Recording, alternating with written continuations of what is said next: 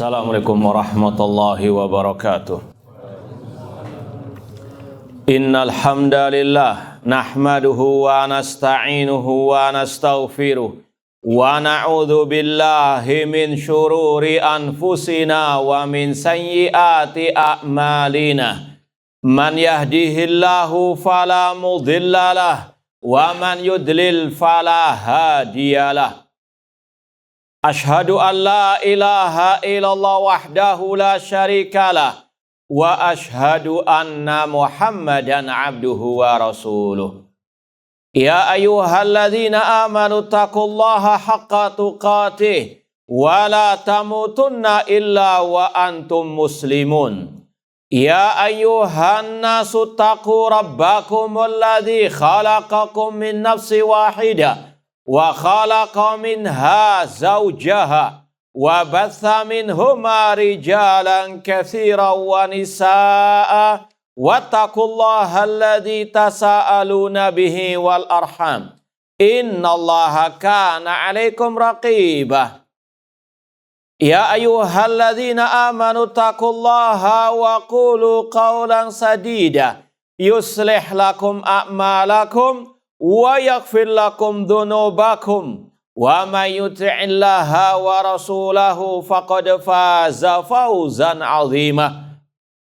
Amma ba'd, fa inna asdaqal hadits kitabullah wa khairal hadi hadyu Muhammadin sallallahu alaihi wasallam wa syarrul umuri muhdatsatuha wa kullu muhdatsatin bid'ah wa kullu bid'atin dhalalah wa kullu dhalalatin finnar. Ma'asal muslimin, ikhwani fillah wa akhwati, bapak-bapak, ibu-ibu, saudara-saudari rahmani wa rahmakumullah. Alhamdulillah, segala puji bagi Allah Subhanahu wa taala yang mempertemukan kita kembali dalam kajian kitab Al-Aqidah Al-Wasithiyah oleh Syekhul Islam Ibnu Taimiyah rahimahullah dengan syarah atau penjelasan dari Asy-Syaikh Dr. Shalih bin Fauzan Al-Fauzan hafizallahu taala. Semoga Allah Subhanahu wa taala menghidupkan dan mewafatkan kita di atas tauhid dan sunnah Rasulullah alaihi wasallam. Sekarang kita sampai pada bab isbatu ma'iyatillahi ta'ala li khalqihi wa annaha la tunafi uluwahu fawqa arsyihi. Bab tentang penetapan kebersamaan Allah dengan hamba-hamba makhluknya dan bahwasanya hal itu tidak bertentangan dengan ketinggiannya di atas arsy-Nya. Sahih? Betul, bab ini. Baik. Ma'asal muslimin, ikhwani fillah wa akhwati rahimani wa rahmakumullah. Bab ini sebetulnya intinya sudah kita pernah bahas dalam dalil-dalil ayat tentang sifat Allah. Dan metodenya sama.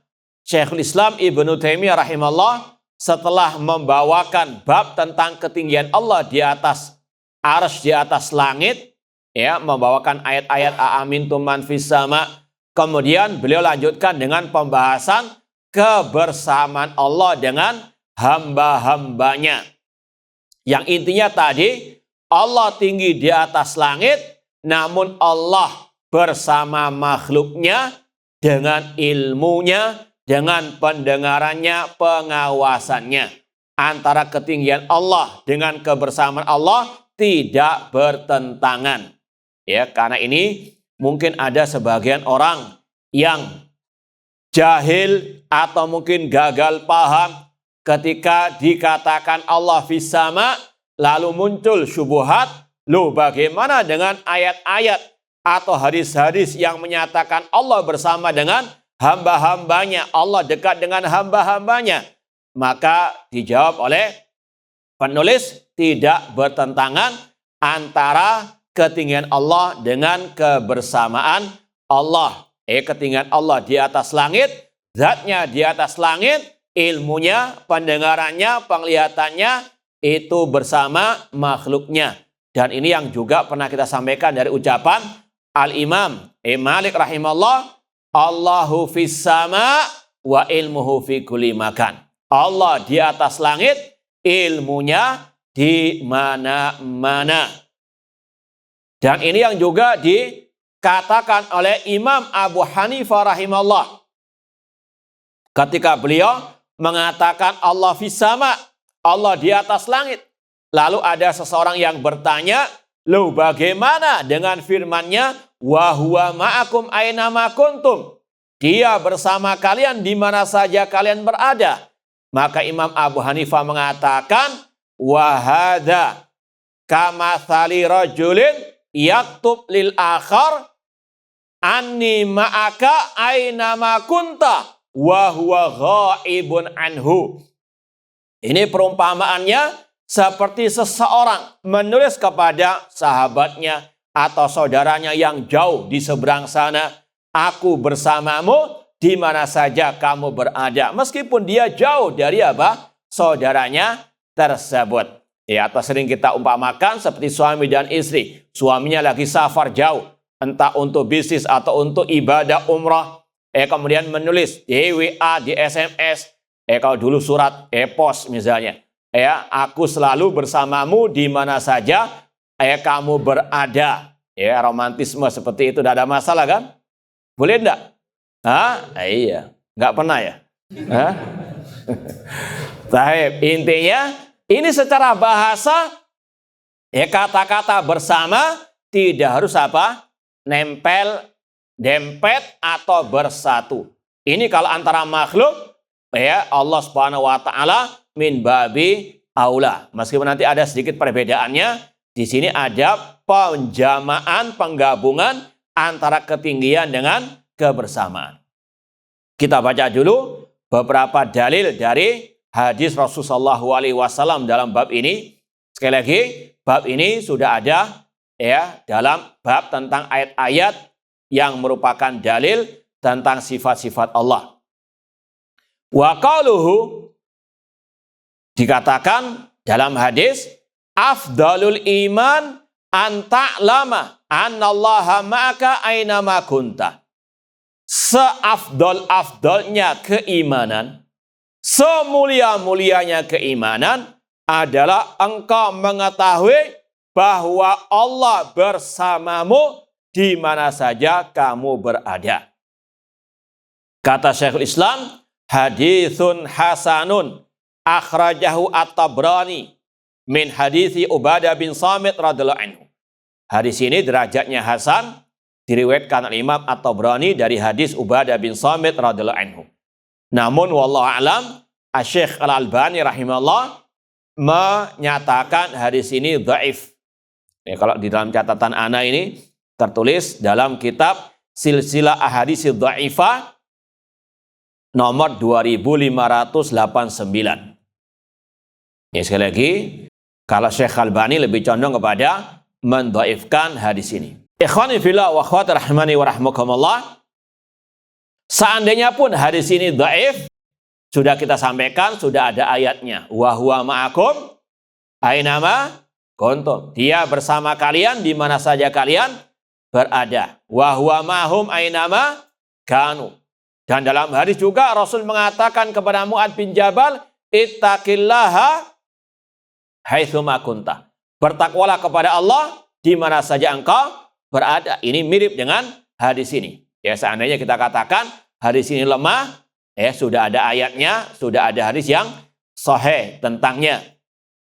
Adapun kata-kata afdalul iman, kita baca sarah dari Syekh Shalih bin Fauzan. Afdalul iman ay min afdali khisalihi.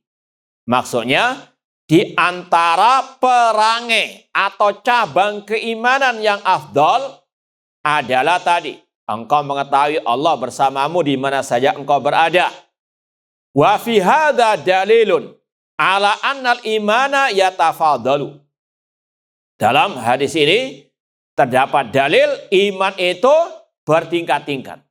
Perangai keimanan, cabang keimanan itu tidak satu tingkat. Makanya Rasul mengatakan dalam hadis Syu'abul Iman, cabang keimanan, al-iman bid'un wa sab'una syu'bah. Iman memiliki 70 lebih cabangnya. Yang paling tinggi ucapan la ilaha illallah. Jadi cabang-cabang keimanan tidak satu tingkat. Dan dari sini pula sudah kita pernah sampaikan, kalau ada orang yang salah, itu tidak satu tingkat. Ada yang salahnya sampai dia keluar dari Islam. Ya, kalau dia melakukan pembatal-pembatal apa? Keislaman. Wa kafaru ba'da islamihim. Qul abillahi wa ayati wa rasuli kuntum tastahzi'un. La ta'tadiru qad kafartum ba'da imanikum. Kalian telah kafir setelah keimanan kalian. Ini kalau salahnya dalam apa? Pembatal keimanan, keislaman. Atau dia jatuh ke dalam kesalahan yang merupakan usul sunnah. Salah satu prinsip dasar akidah ahli sunnah. Maka dia mubtadi' dhal. Ahli bid'ah yang sesat. Ada yang kesalahannya cuma dia divonis fasik. Atau ahli maksiat. Atau dia tergelincir dalam kemaksiatan. Ada pula yang dia apa? Tidak salah namun dituduh apa? Salah. Ini sekali lagi harus betul-betul diperhatikan. Ma'asal muslimin, ikhwani fillah wa akhwati rahmani wa rahmakumullah. Seandainya hadis tadi dhaif, ya, ada dalil yang lain menunjukkan iman itu cabangnya bertingkat-tingkat. Salah satunya dalil hadis cabang keimanan. Demikian pula dalam hadis riwayat Bukhari. Mungkin di rekaman YouTube kita ada kajian tentang ringkasan Kitabul Iman dalam Sahih Bukhari. Ya, kita ada kajian meskipun terbatas, nggak semua orang, nggak untuk umum. Ya, tiap hari Rabu biasanya kedua dan keempat ba'da zuhur, kajian kitab ringkasan Kitabul Iman dalam Sahih Bukhari. Itu ada bab tentang ayyul islami afdol. Mana perangai Islam atau iman yang paling afdol. Kemudian disebutkan sama oleh Rasulullah SAW hadis, afdalul Islam man salimal muslimuna min lisani wa yadi. Islam yang paling afdal atau keimanan yang paling afdal yaitu orang muslim selamat dari lisan dan tangannya. Tidak mendolimi dengan lisannya dengan tuduhan-tuduhan dusta misalnya. Atau dengan tangannya dengan, kalau sekarang ini juga kata Pak ulama, jari ini tangan bukan sekedar mukul sekarang. Kalau mukul mungkin bekasnya sehari dua hari apa? Selesai. Namun kalau dengan ketikan, ngetik, menuduh, dengan tuduhan dusta disebarkan di medsos, hati-hati.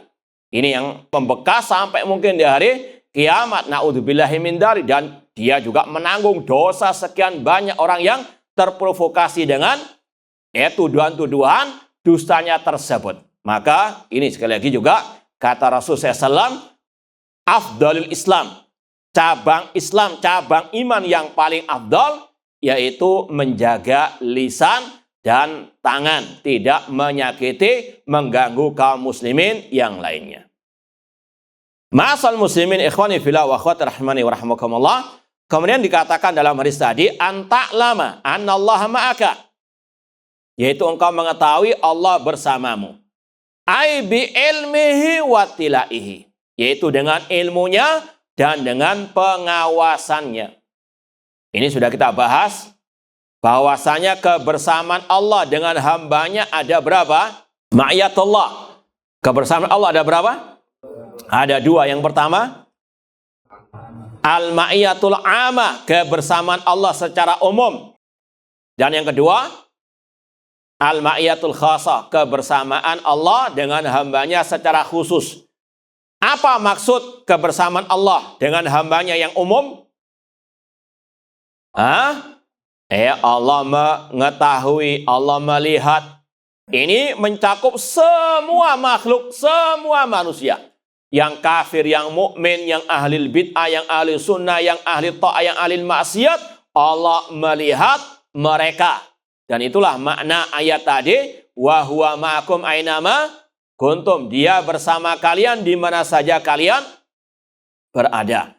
Demikian pula dalam hadis ini, anta'lama anallaha ma'aka. Adapun yang kedua, kebersamaan Allah secara khusus, yaitu hanya khusus bagi hamba-hambanya yang beriman, yang bertakwa. Allah berfirman tentang Nabi Muhammad SAW dan Abu Bakar As-Siddiq ketika di Gua Tsaur, la tahzan innallaha ma'ana. Rasul mengatakan kepada Abu Bakar As-Siddiq, jangan engkau bersedih karena Allah bersama kita. Ini bukan kebersamaan yang tadi pertama itu, namun lebih khusus, yaitu Allah pasti melindungi, menjaga kita. Kemudian kata Syekh lagi, haitsu ma kunta ay fi ayyi makanin wujidta, di mana saja engkau berada. Faman alima dzalik istawat alaniyatu wa sariratuhu. Maka kalau orang itu sudah punya keyakinan seperti ini, Allah bersama kita di mana saja kita berada, maka tidak ada bedanya di keramaian maupun di kesunyian. Fahabau fi kulli makan. Maka dia pun merasa takut kepada Allah di mana saja dia berada. Ini salah satu faedah memahami nama Allah Al-Alim, Al-Khabir. Allah bersama kita. Makanya kata para ulama, man kana arabillah kana minu akhwaf. Orang yang paling paham tentang nama dan sifat Allah, dialah yang paling takut kepada Allah. Kenapa? Allah diyakini, dipahami, dijiwai betul bersamanya di mana saja dia berada. Ini yang dimaksud dengan muraqabatullah, dan ini yang juga dimaksud dengan al-ihsan anta budallah ka'annaka tarah fa ilam takun tarah fa innahu yaraka. Al-ihsan adalah engkau beribadah kepada Allah seolah-olah engkau melihat Allah. Jazakallah khair. Seolah-olah engkau melihat Allah. Fa ilam takun tarah fa innahu yarak. Jika engkau tidak bisa melihat Allah, pastikan Allah melihat. Ini al-ihsan anta budallah ka'annaka tarah fa ilam takun tarah fa innahu yarak. Kemudian kata Syekh, akhrajahu at-Tabrani, hadis ini riwayat Imam Tabrani. Siapa Imam Tabrani? Nama lengkapnya Abul Qasim Sulaiman Al-Lakhmi Ahadul Huffaz Al-Muksirin. Kemudian wa qarawa hadzal hadis fil Mu'jamil Kabir. Kemudian kata Syekh, wa fil hadis dalilun ala isbati ma'iyatillah li khalqihi bi ilmi wa ihatatihi bi a'malihim. Dalam hadis ini terdapat dalil tentang penetapan kebersamaan Allah dengan hamba-hambanya, dengan ilmunya, dengan Allah meliputi dan melihat amal perbuatan mereka. Ini tidak bertentangan dengan apa? Allah tinggi di atas langit. Ini dalam segi bahasa. Contohnya kata para ulama, orang Arab berkata ketika mungkin dia safar, bahwasanya sirna kibalal qamar. Ya, kita berjalan itu menghadap ke arah bulan atau di hadapan rembulan. Rembulan ada di mana? Hah? Kalau terang bulan? Samping ya. Baik. Ya, orang ketika berjalan, ya apalagi bulan purnama, maka kelihatan apa? Bulan ada di hadapannya. Di mana saja dia apa? Berada. Sedangkan bulan ada di mana? Di mana? Di atas. Maka sekali lagi, kebersamaan ini antara makhluk saja, tidak bertentangan antara kata bersama dengan apa? Ya, dia ada di atas kita dan jauh dari kita. Nggak nempel, malah apa? Dia di atas. Walillahil mathalu al-a'la. Ya. Kemudian ditegaskan lagi dalam riwayat yang kedua, kata Rasul SAW, idza qama ahadukum ila sholati fala yabsuq qibala wajhihi. Apabila salah seorang di antara kalian sedang sholat, maka jangan meludah ke arah depannya. Fa innallaha qibala wajhihi. Ini intinya. Karena Allah ada di hadapannya. Ini yang kita bahas tadi. Antara kata-kata di depan bersama dengan ketinggian itu tidak bertentangan, tidak kontradiksi. Allah ada di atas langit, namun Allah ada di hadapan orang yang sedang sholat. Seperti tadi. Kalau antara makhluk saja bisa demikian, apalagi Allah. Bulan ada di depan, namun dia juga ada di atas. Dan juga dia selalu apa? Bersama manusia yang melihatnya. Kata Rasulullah SAW, apabila salah seorang di antara kalian berdiri untuk salat, maka jangan meludah di hadapannya, karena Allah ada di hadapannya. Ya, sekali lagi, jangan dipahami sebagaimana akidah kelompok wahdatul wujud. Bersama, di hadapan, artinya nempel, dempet, ataupun dengan makhluknya di bumi, ya tidak dengan zatnya, namun dengan ilmunya. Wala an yaminihi. Dan jangan pula meludah di sebelah kanannya. Walakin an yasarihi. Namun di sebelah kirinya. Au tahta qadamihi. Atau di bawah telapak kakinya. Hadis ini muttafaqun alaih dalam Sahih Bukhari Muslim. Kita baca syarah dari Syekh Shalih bin Fauzan. Kata-kata Rasul, idza qama ahdukum ila shalah, ai idza syar'a fiha. Apabila dia mau mulai salat atau di tengah salatnya, fala yabsuk qibala wajhihi. Jangan meludah ke arah depannya. Ai amamahu. Qibala bi kasril qaf wa fathil ba. Fa inna Allah qibala wajhihi, karena Allah ada di hadapannya. Hadza ta'lilun linahyi anil busaq fi qiblatil musalli. Ini merupakan alasan kenapa kau dilarang meludah ke arah depan ketika sholat. Ya, ketika apa? Sholat saja ini larangannya. Bi'an Allah Ta'ala qibala wajhihi, karena Allah ada di hadapannya. Ai muwajihu wa hadil muwajaha kama yaliku billahi subhana. Allah ada di hadapannya sesuai dengan kebesarannya. La yalzaminha anna subhana mukhtalitun bi khalqih. Tidak melazimkan bersatu bercampur dengan makhluknya. Bal huwa fawqa samawatihi mustawin ala arsyihi. Namun Allah ada di atas aras, di atas langitnya. Wa huwa qaribun min khalqi muhitan bihim. Bahkan dia dekat dengan makhluk-makhluknya yang meliputi mereka. Ini sekali lagi, kalau antara makhluk saja ini tidak dikatakan kontradiksi, bertentangan, apalagi Allah Subhanahu wa Ta'ala. Seandainya pun antara makhluk dengan makhluk tidak bisa dikatakan demikian, tidak bisa dikatakan di hadapan itu juga bisa di atas seandainya. Namun walillahil mathalul a'la laisa kamitslihi syai'un.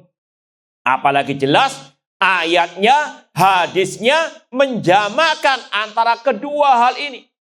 Seperti dalam surat Al-Hadid yang sudah kita lewati, ayat yang keempat ya. Huwallazi khalaqas samawati wal arda fi sittati ayyamin tsumma stawa 'alal arsy. Dialah Allah yang menciptakan langit dan bumi dalam 6 masa, kemudian dia istiwa di atas arsy. Ini zatnya Allah, ada di atas arsy. Namun Allah mengatakan ya'lamu ma yaliju fil ardi wa ma yakhruju minha. Dia mengetahui apa yang masuk ke bumi dan apa yang keluar dari bumi. Wa ma yanzilu minas sama wa ma yarju fiha. Apa yang turun dari langit dan apa yang naik ke atas langit. Wa huwa ma'akum ainama kuntum. Dia bersama kalian di mana saja kalian berada. Wallahu bima ta'maluna basir. Allah menggabungkan antara zatnya di atas langit dengan ilmunya di mana-mana. Maka sekali lagi, kebersamaan Allah itu tidak menafikan Allah ada di atas apa? Langit. Allah di atas langit, ketinggian Allah di atas langit tidak bertentangan dengan kebersamaan Allah dengan apa? Makhluknya. Demikian pula kata-kata seorang yang salat ada di hadapan Allah, sedangkan Allah ada di atas langit, ini tidak apa? Ada kontradiksi, nggak ada kata mincla-mincli dalam apa? Al-Quran, dalam hadis Rasulullah SAW. Ya, Allah yang menjamakkan keduanya. Bismillah.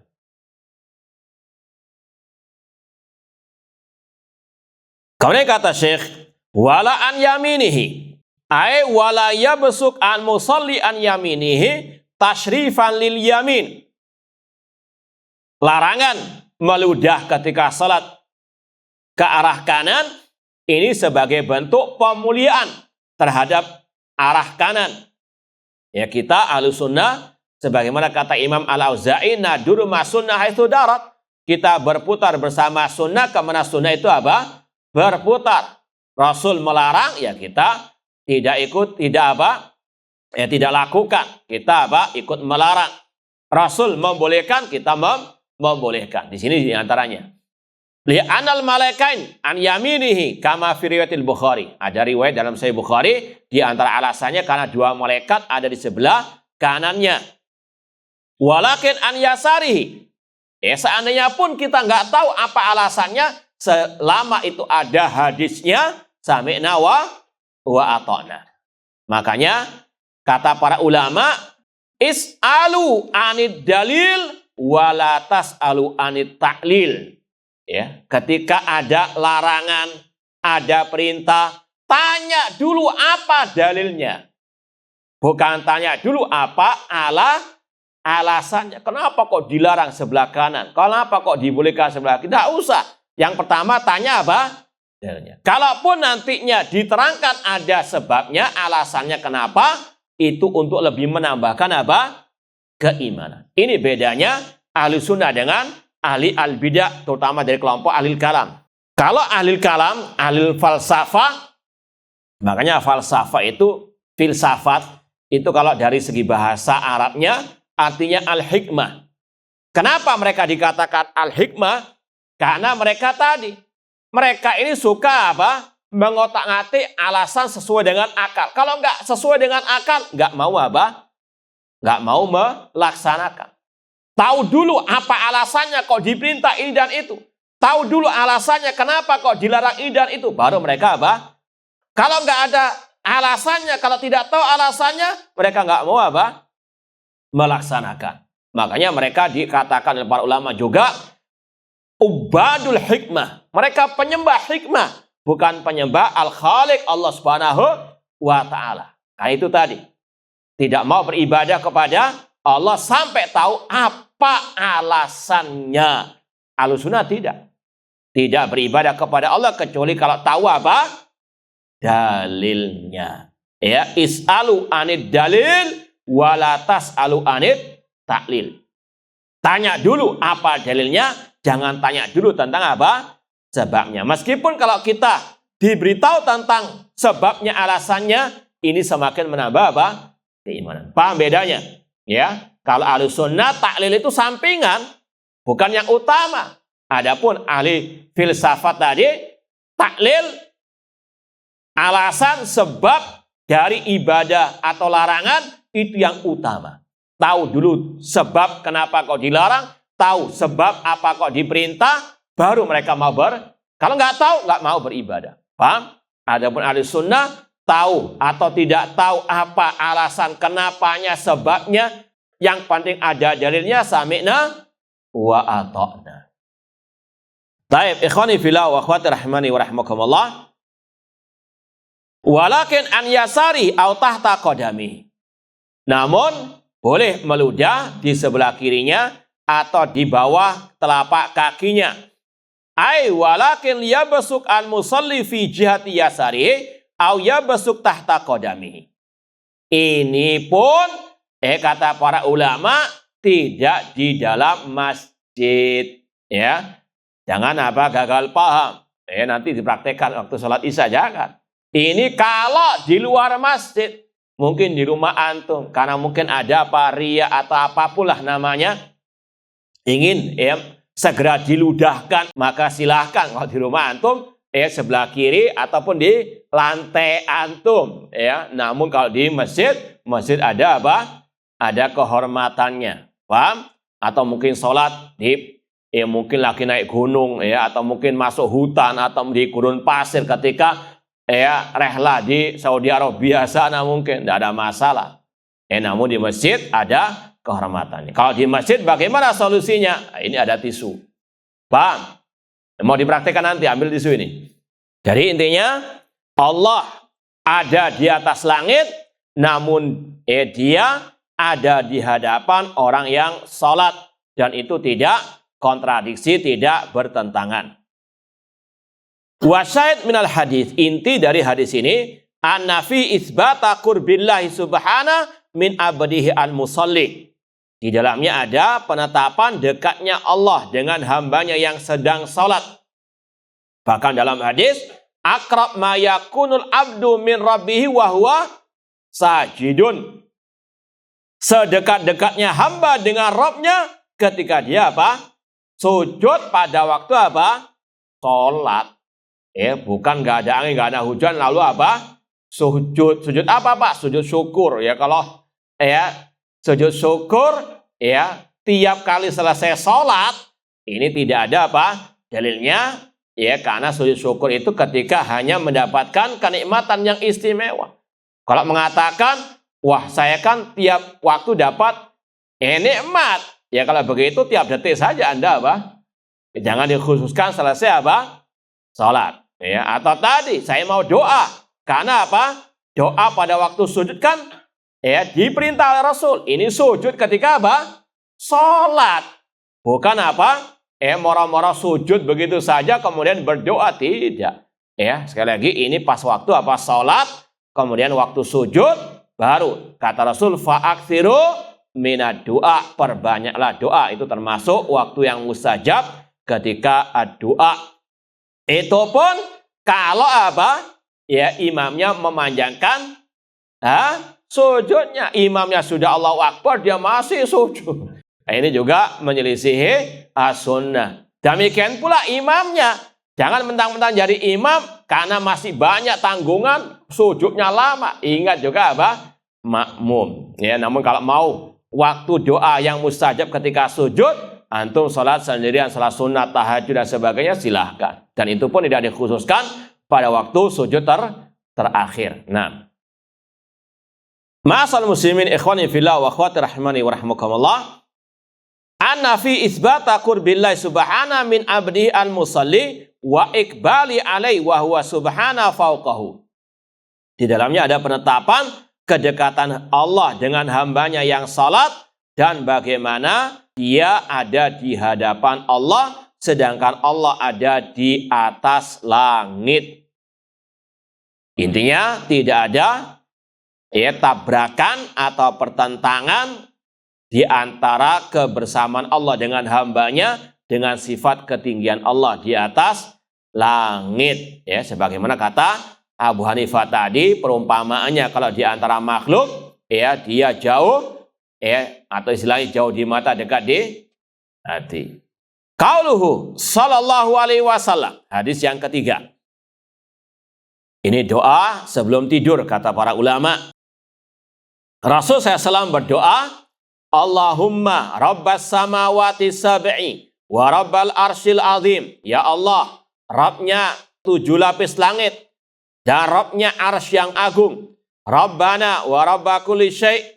Wahai Rabbku, Rabbnya segala sesuatu. Falikal habbi wan nawa, yang membelah tanaman dan tumbuh-tumbuhan. Munzilat Taurati wal Injil wal Quran, yang menurunkan Taurat dan Injil dan Quran. A'udzubika min syarri nafsi wa min syarri kulli dabatin anta akhirun binasiyatiha. Aku berlindung kepada Engkau ya Allah dari kejelekan diriku dan dari kejelekan setiap makhluk yang melata di atas muka bumi ini yang Engkau memegang ubun-ubunnya. Antal awwalu falaysa qablaka syai'. Engkaulah yang maha pertama, tidak ada sesuatu sebelummu. Wa antal akhiru falaysa ba'daka syai'. Dan Engkau yang maha terakhir, tidak ada sesuatu setelahmu. Wa antal dhahiru falaysa fawqaka syai'. Dan Engkau yang maha dhahir, tidak ada yang di atasmu sesuatu apapun. Ini inti pembahasannya pada pembahasan ini. Wa antal dhahiru falaysa fawqaka syai'. Wa antal batinu falaysa dunaka syai'. Dan Engkau yang maha batin, yang tidak ada sesuatu yang tersembunyi bagimu. Iqdi anni dain. Tunaikanlah hutangku. wa aghnini minal faqr, dan cukupilah aku dari kefakiran. Hadis riwayat Muslim.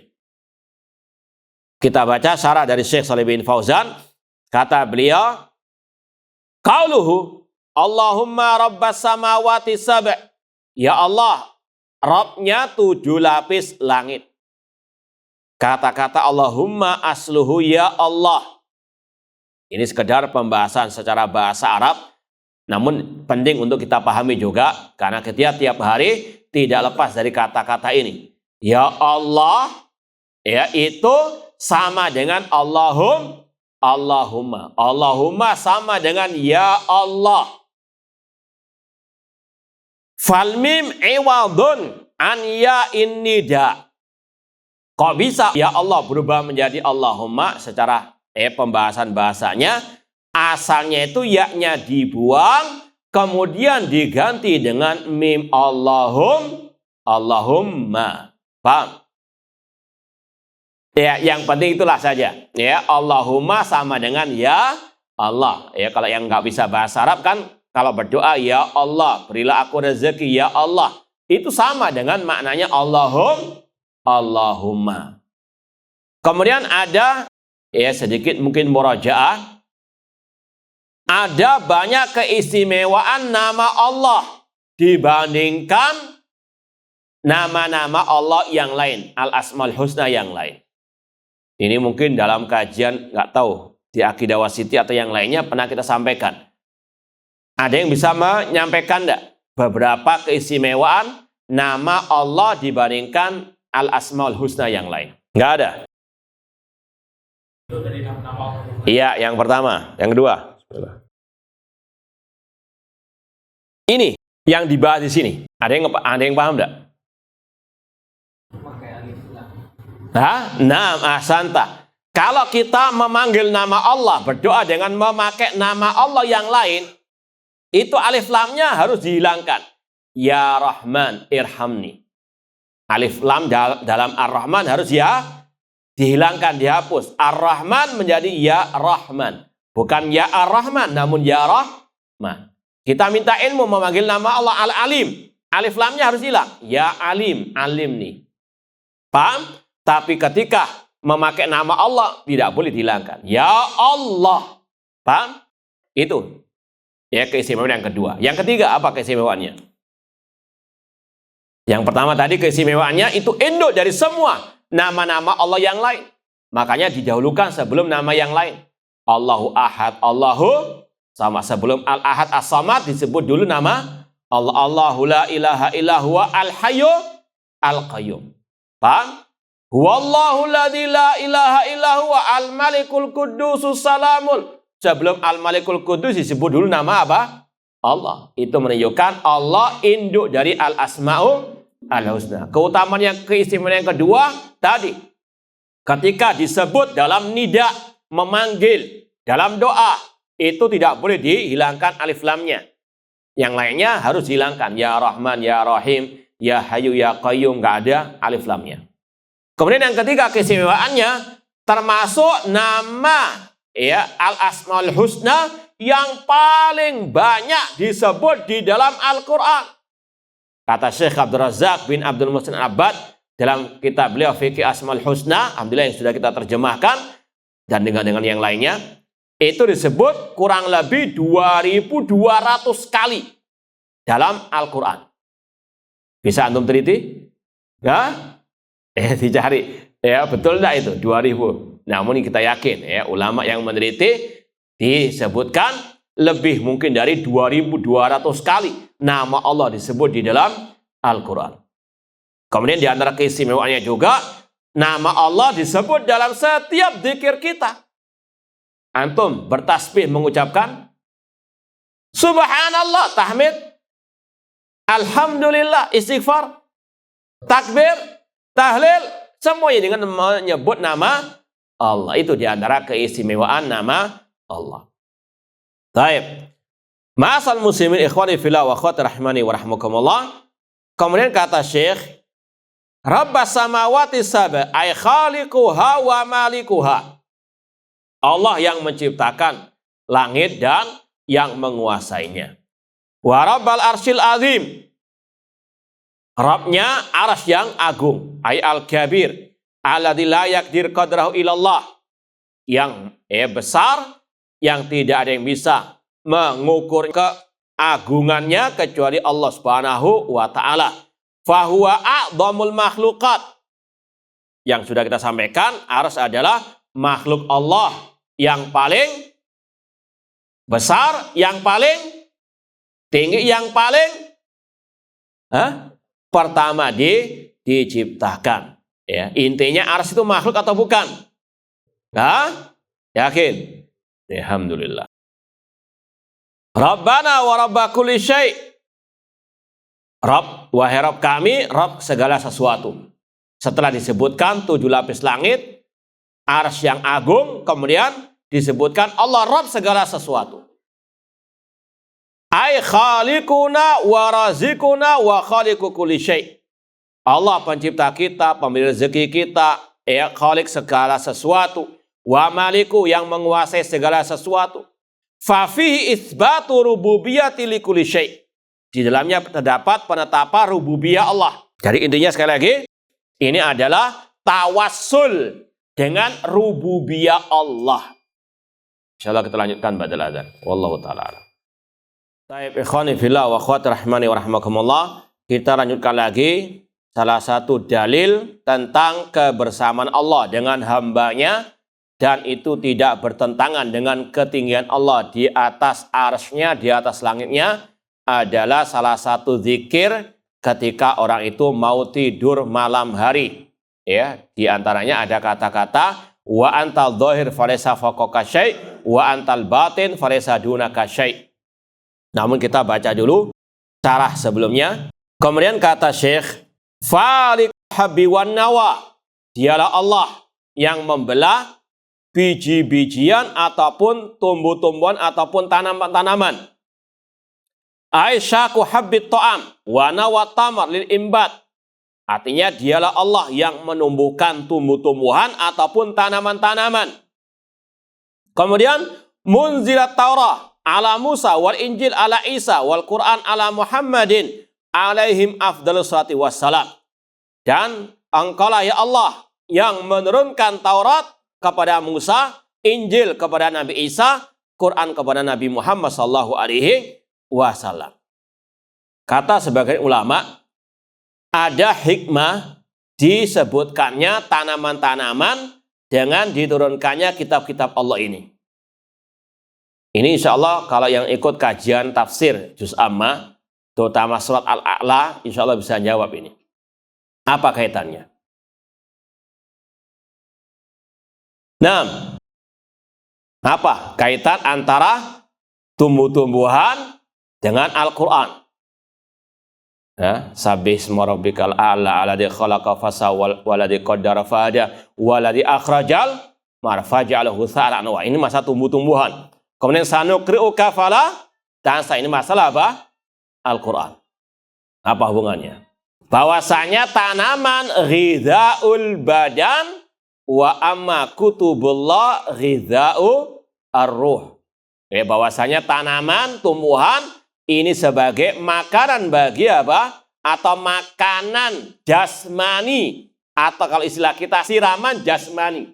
Ya, makan ya tumbuh-tumbuhan, tanaman-tanaman, diantaranya ya padi termasuk al-hab. Ya, ini termasuk apa? Ghidhaul badan, makanan atau siraman jasmani. Sedangkan kitab Allah sebagai siraman, itu kaitannya.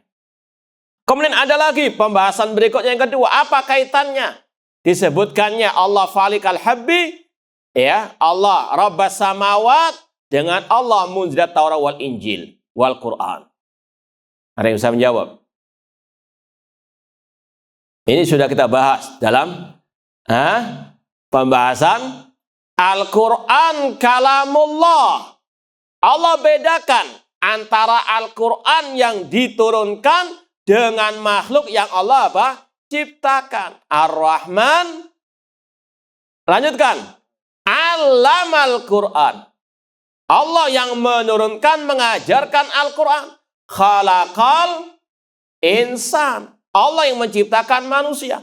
Dari sini kata para ulama, Al-Quran bukan makhluk.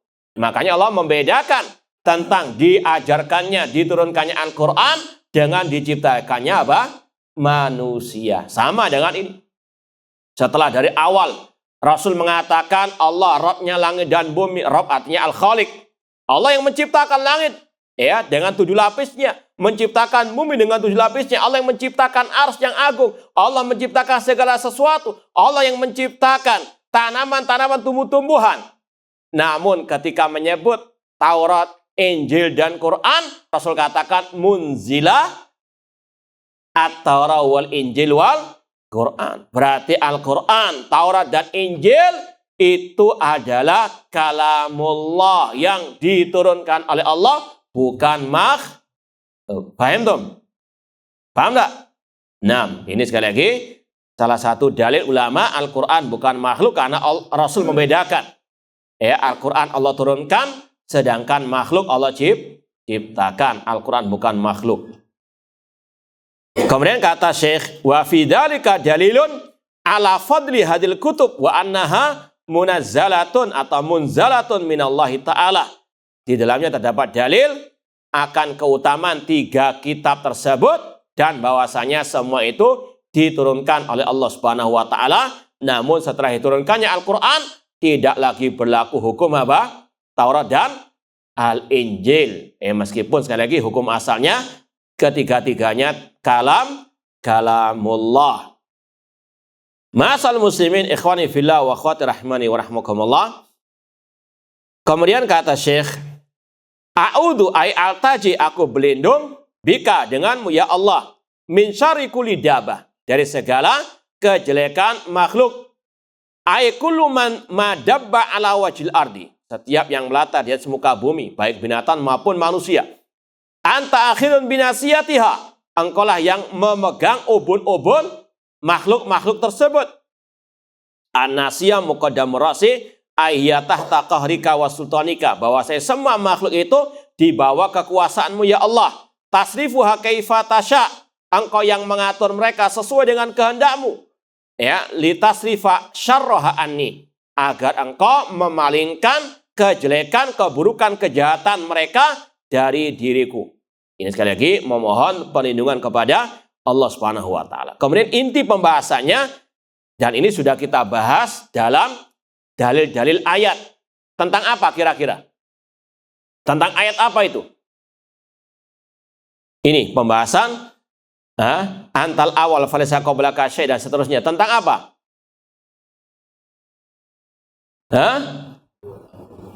Iya, tentang surat Al-Hadid, wal awwalu wal akhiru wal dhahiru wal batin. Apa arti al-awwal, apa arti al-akhir, al-dhahir, al-batin? Ini tafsir dari Rasulullah SAW, meskipun babnya tentang masalah juga ketinggian Allah Subhanahu wa taala dan kebersamaannya. Kata Syekh, hadil asmaul arba'ah ismani li azaliyati wa abadiyatihi. Ini 4 nama Allah, termasuk al-asmaul husna, al-awwal wal akhir wal dhahir wal batin. 2 nama yang pertama ini berkaitan dengan keazalian Allah. Allah sudah ada sejak dahulu kala, dan tentang keabadian, kekekalan Allah. Allah yang maha pertama artinya tidak ada sesuatu yang sebelum Allah. Allah yang maha terakhir, tidak ada sesuatu yang setelah Allah Subhanahu wa taala. Allah yang maha kekal, abadi. Makhluk tidak ada yang kekal. Kalaupun surga neraka itu kekal karena kehendak Allah, secara zatnya mereka tidak kekal. Adapun kekekalan Allah secara zatnya. Wa humal awal wal akhir wa ismani li uluwi wa qurb. Ini inti pembahasannya. Adapun antadzahir, Allah yang maha zahir artinya Allah yang maha tinggi. Tidak ada sesuatu yang lebih tinggi daripada Allah. Kemudian Allah gabungkan dengan kedekatannya. Wa antal batin. Al-batin artinya Allah maha melihat segala sesuatu, tidak ada yang tersembunyi bagi Allah. Ini inti pembahasannya. Ayat dan hadis menggabungkan antara ketinggian Allah dan kebersamaan Allah dengan makhluknya. Itu tidak bertentangan. Wa annahuma la yatanafayan wa la yatanaqadan, dan bahwasanya kedua-duanya tidak bertentangan.